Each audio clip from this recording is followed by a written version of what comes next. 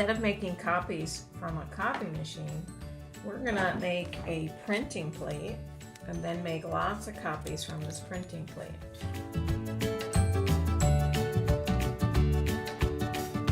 When you start your printing plate, you're going to be drawing lines and shapes and making a design. And you can do patterns as well.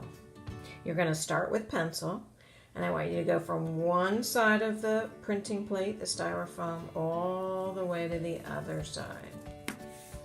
And first divide it by lines. And then inside the lines, you can create shapes.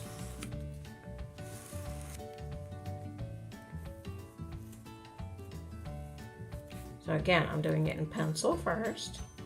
You don't want to press too hard that it rips the styrofoam, but you don't want to do it too soft where it's not going to print properly. There's a way to do it just right, and you'll discover it as you're working.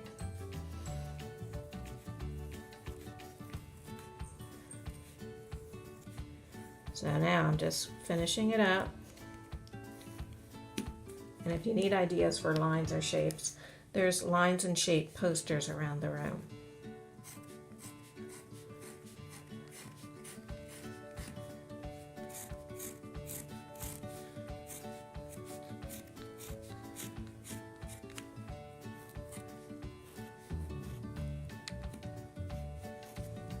After you do it in pencil, you're going to walk over to the heater and get a pen and go over the exact same lines with the pen. Let's just make sure that the lines are deep enough and makes a nice print. I'm just going over my same lines with my ink pen.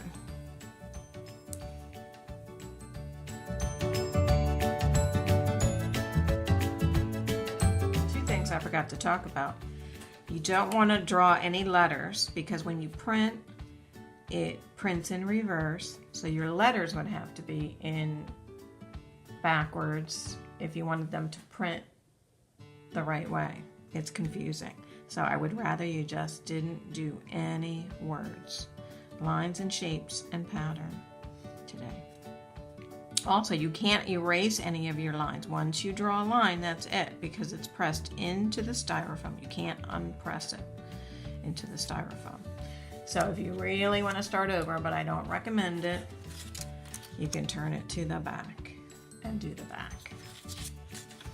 I can only give you one of these styrofoam plates because I need them for all my classes. Next week, we're going to color them with washable markers, and then we're going to make lots of prints from this one plate.